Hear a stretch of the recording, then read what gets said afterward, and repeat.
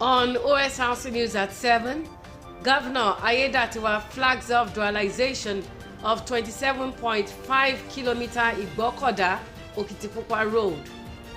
Akoko Leaders Forum passes vote of confidence on Ayedatiwa, rallies support for President Tinubu's re-election. Striking JUSUN members lock out judges, judiciary workers in federal courts.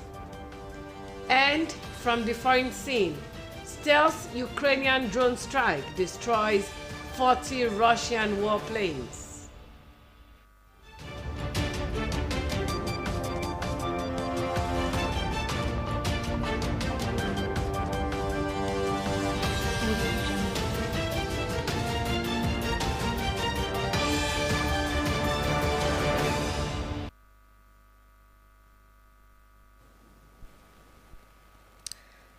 Good evening and welcome to OSRC News at 7. My name is Odunayo Sawyer. We begin tonight's bulletin with activities marking Governor Ayedatiwa's 100 days in office, and the governor, Lucky Ayedatiwa, says the Igbokoda-Okitipupa dualization road project marking his 100 days in office resonates with the vision of President Bola Tinubu for the accelerated growth of the marine and blue economy across the country. Governor Ayedatiwa, during the flag-off ceremony of the 27.5-kilometer road project in Igbokoda, described the project transformative and designed to boost connectivity and drive economic development across the southern senatorial district of the state.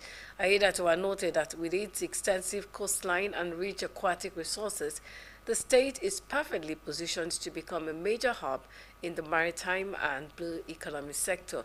Government House correspondent Wahab Bankole reports that the governor reassured of his administration's dedication to improving every sector of the state economy. The report. It was a glorious homecoming as sons and daughters of Ilaje and Okitipupa local government areas of Ondo State rolled out their drums to welcome Governor Lucky Ayedatiwa for the flag-off ceremony of the Igbokoda-Okitipupa dualization project.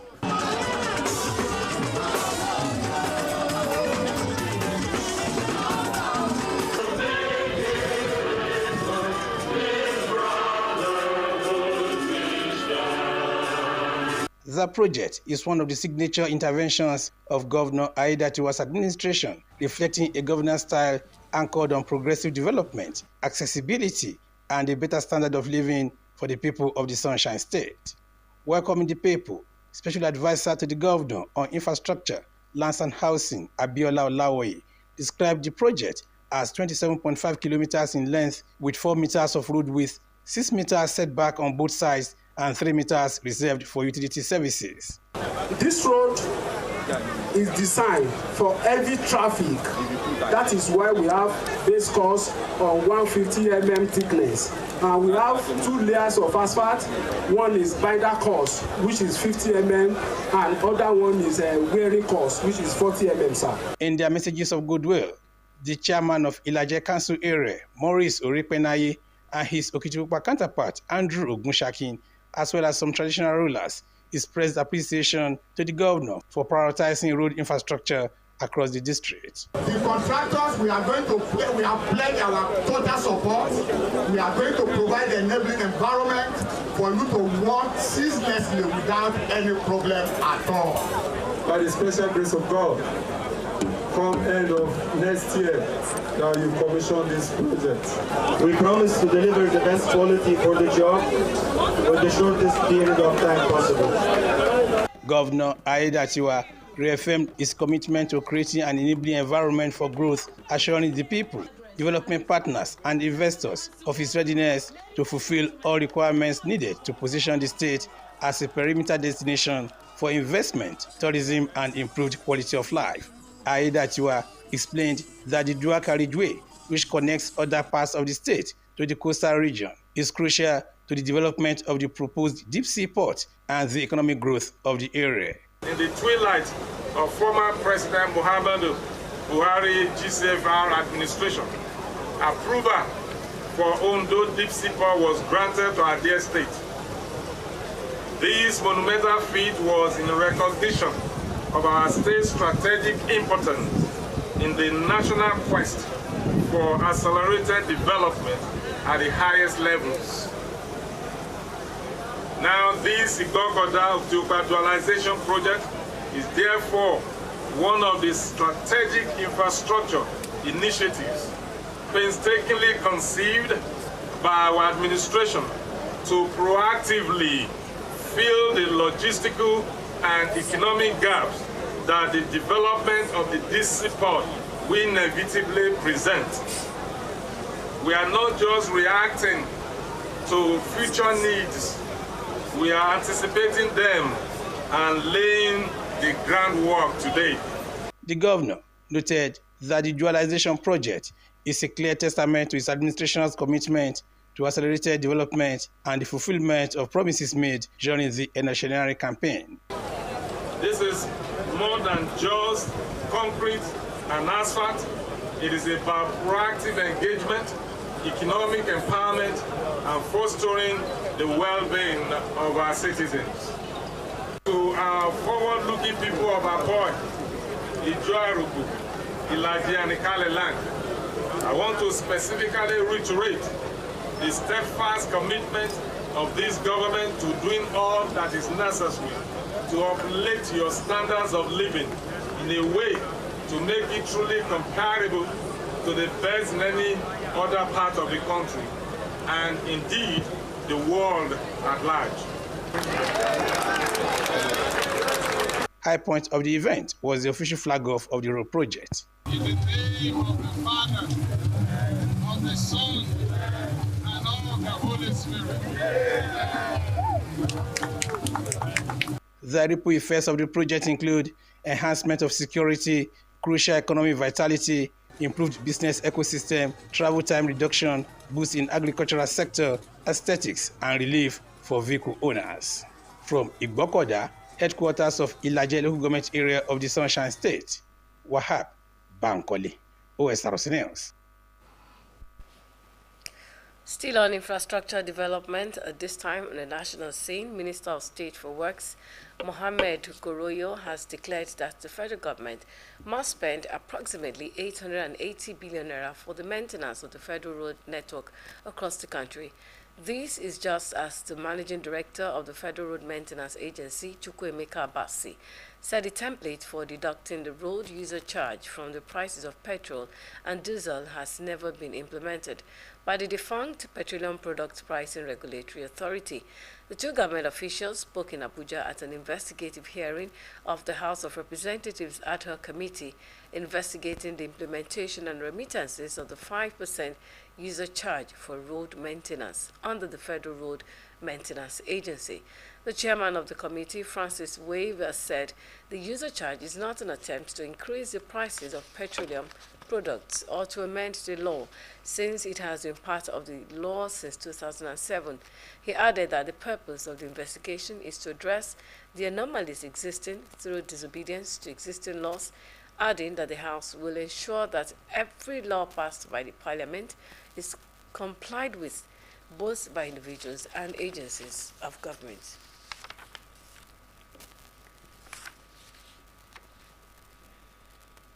And the Ondo State government has warned against examination malpractices, hooliganism, and thuggery in schools, emphasizing zero tolerance for such behaviors during both internal and external examinations. The statement followed an incident at Child Development College, Aule, Akure, where the vice principal, Mr. Rotifa, was assaulted by thugs after confiscating an Android phone from a student during the ongoing West African School Certificate examination. Reports indicate that the vice principal caught a candidate using a phone in the exam hall and prevented its use. The student then alerted his mother, who, along with a group of young men, stormed the school demanding the vice principal's removal. Despite police intervention, the thugs blocked the police van and violently attacked the vice principal in the presence of law enforcement officers. Dr. Akindele Ige, Administrative Secretary of the Ministry of Education, Science and Technology, condemned the attack and reiterated the government's commitment to eradicating examination malpractice and related violence. He stressed that the use of phones or any devices that facilitate cheating is strictly forbidden in all schools across the state during examinations. According to him, the ministry has launched an inquiry into the incident and is collaborating with relevant stakeholders to uncover the facts and impose appropriate sanctions on those responsible. Women in Ondo State have taken delivery of 39,000 units of fabrics courtesy of the wife of the president, Oluremi Tinubu, presenting the materials to group leaders in Akure, the state capital.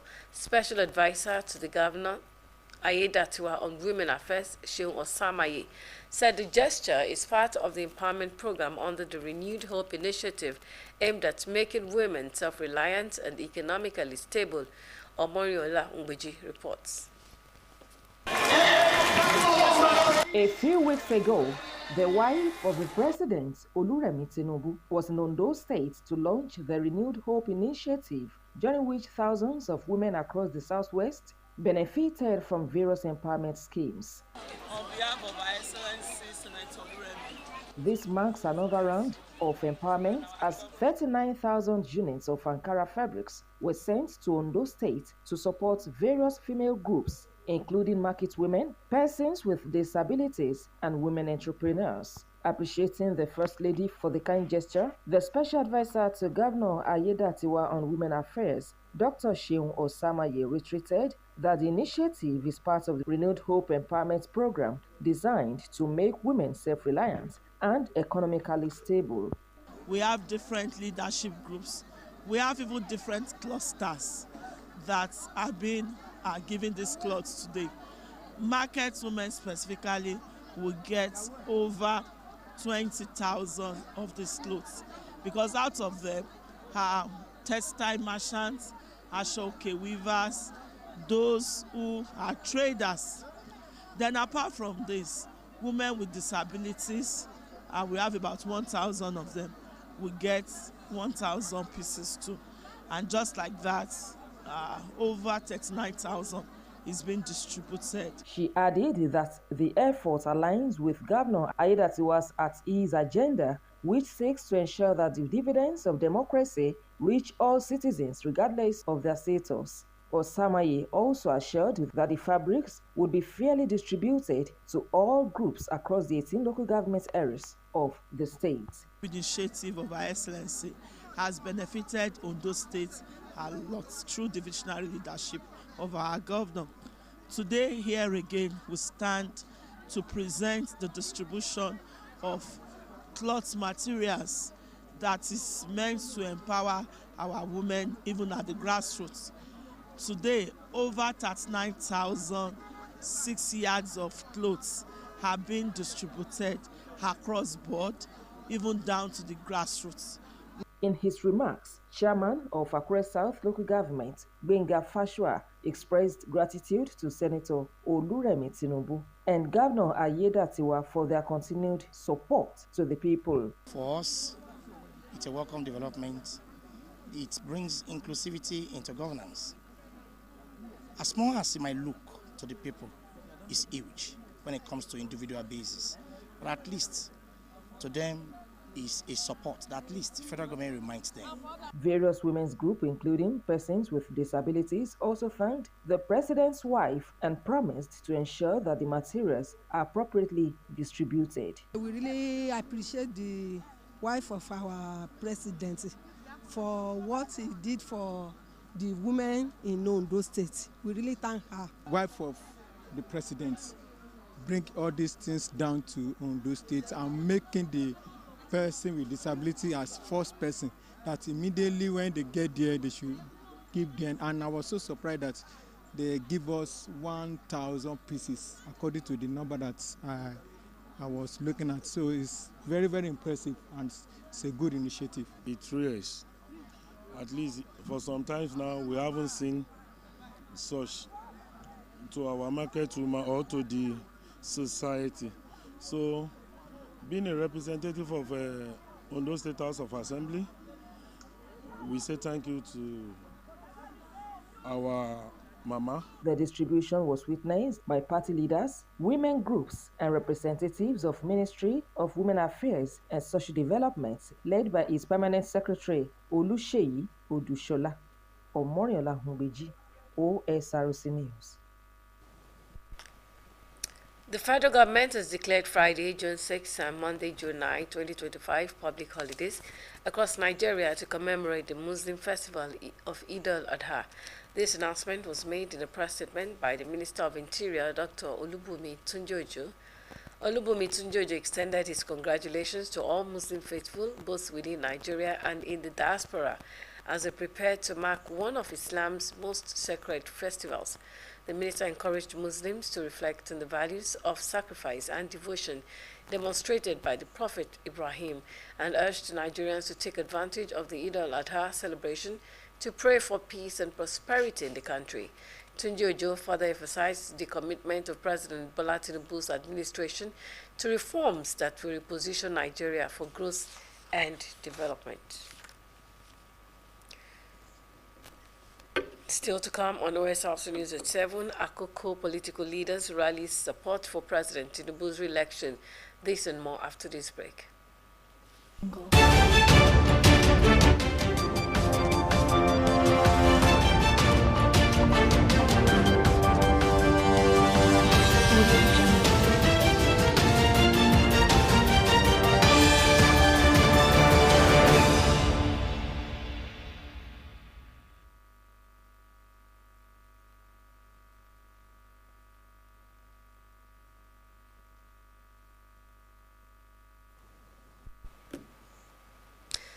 Thank you for rejoining us. You can watch us live on our website, www.osrc.ng, or follow us on Facebook at OSRC TV, and on YouTube you can subscribe to our channel, OSRC TV Ondo.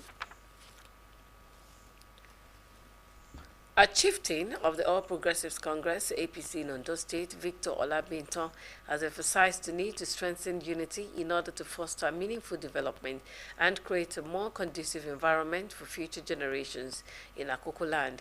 He spoke during a stakeholders meeting held in Ikari Akoko, which brought together leaders from the 4 Akoko council areas of the state. OSRC's Abidemi Akirotoyi now reports. It was a convergence of political leaders from the 4 council areas of Akoko under the platform of Akoko Political Leaders Forum. Speaking at the gathering, an APC leader and chairman of Ondo Subeb, Victor Olabinton, urged the forum to rally support for President Bola Tinubu's re-election bid ahead of the 2027 general elections. I move the motion that all Akoko APC members, all Akoko leaders in Akoko, in diaspora, in other parties, that we agree today that Bola Ahmed Tinubu, the Jagaban of Africa, is hereby adopted by us as our sole candidate for the APC presidential election 2027.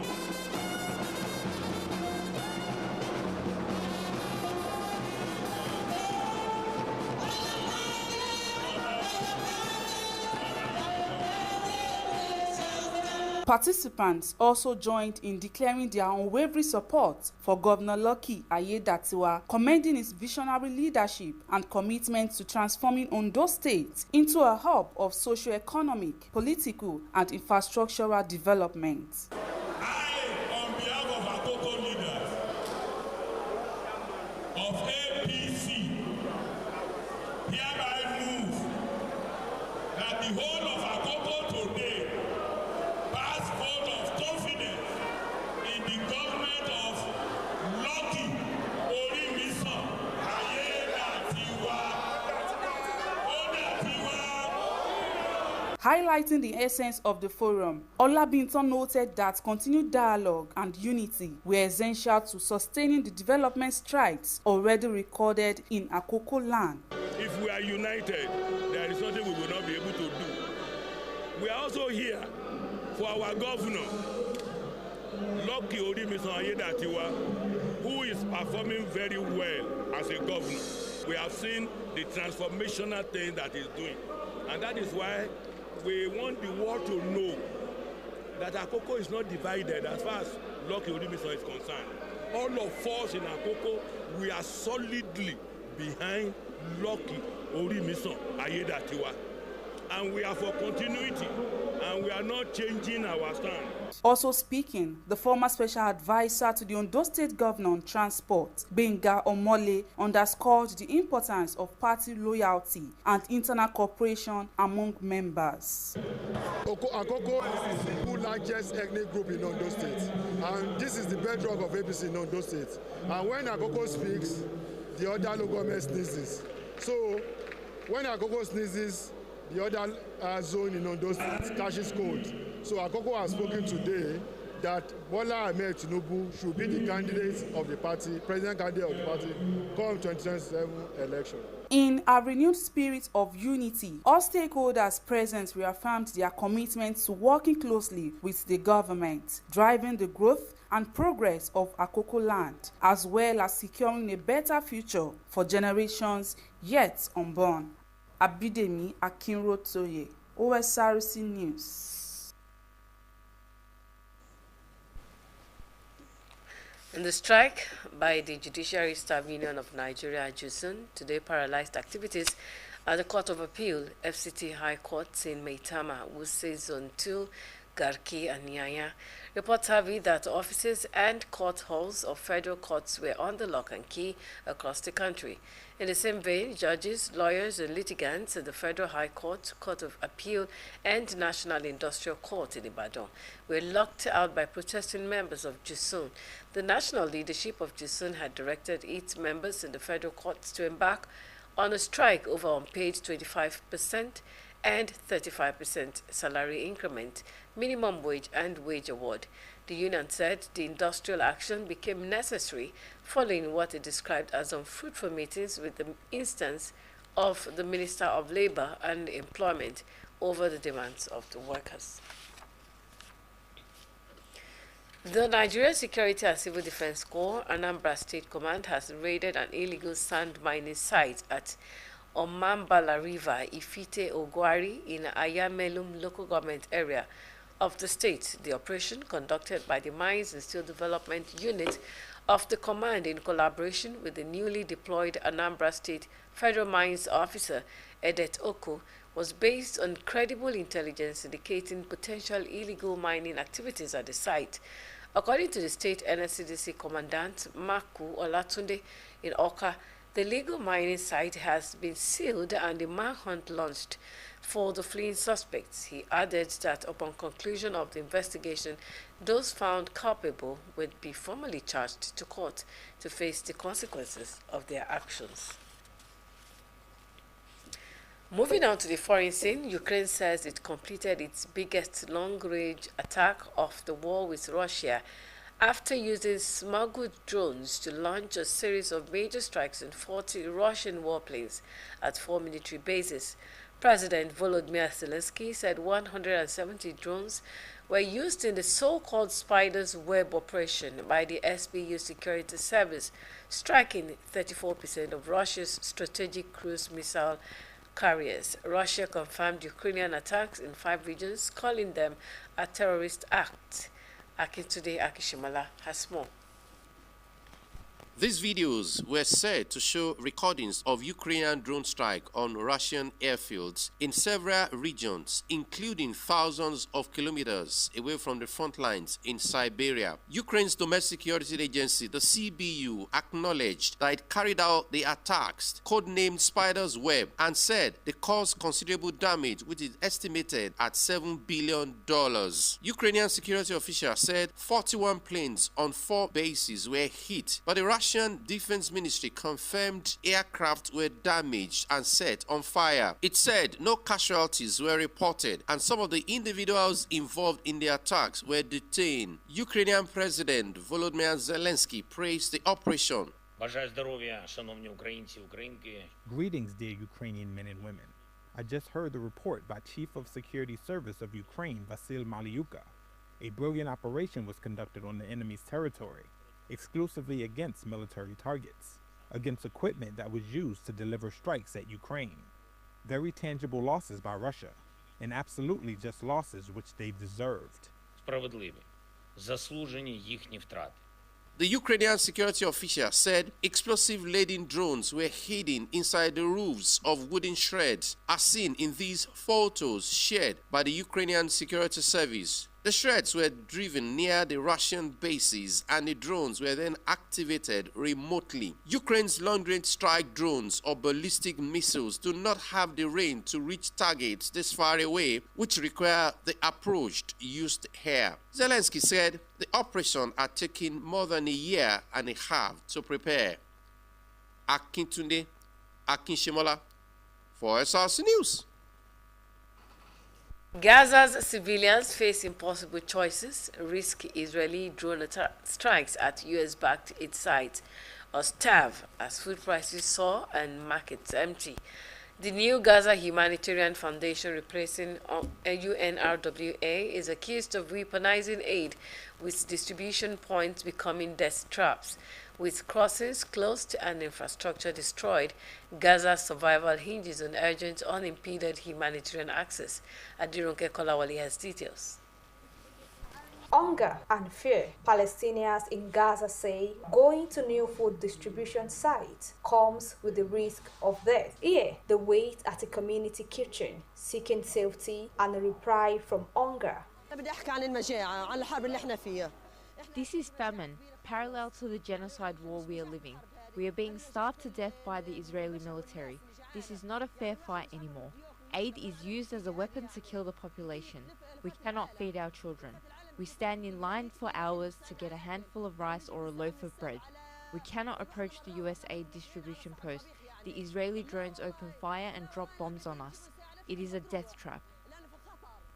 The US and Israeli-backed Gaza Humanitarian Foundation was meant to replace the long-established UN system for aid distribution. The new scheme has been widely criticized by NGOs and human rights groups for weaponizing. Palestinians in Gaza are starving to death. There is nothing left for us here to eat. The US aid is a big lie. Border crossings are closed. We are besieged and reeling under ruthless bombardment. What is the world waiting for? If we are not killed, we would starve to death. For the injured who escaped death, the Sunday massacre recovery at hospital awaits, but hunger stalks them even there. We're suffering greatly from a blood shortage. We frequently appeal to people to donate blood, but when the donors arrive, we find that most of these young men are suffering from anemia. It's due to the starvation war waged by the Israeli occupation against our Palestinian people and the malnutrition and immunodeficiency that most age groups in the Gaza Strip suffer from. Negotiations on ceasefire continues, but until the bomb stops and aid is allowed in freely and delivered safely in sufficient amounts, widespread famine in Gaza continues to be a real threat. Adirunke Kolawale, OSRC News. Before we go on OSRC News at 7, another look at the major points. Ondo State Governor Lucky Aiyedatiwa has flagged off the Bokoda Okitipupa Road dualization project to mark his 100 days in office. He says that the project is designed to boost connectivity and drive economic development across the senatorial district. A chieftain of the All Progressives Congress, Victor Labinton, says the party needs to be united in order to foster meaningful development. Stakeholders at that meeting from the 4 Akoko Council also declared support for President Tinubu ahead 2027 general elections. The Judiciary Staff Union of Nigeria, JUSUN, has embarked on a strike over unpaid salary increments, minimum wage, and wage award. And we told you that Ukrainian President Volodymyr Zelensky says Ukraine has used smuggled drones to launch major strikes on 40 Russian warplanes at 4 military bases. Thank you so much for being a part of the news tonight. My name is Oduwayo Soya. Good evening.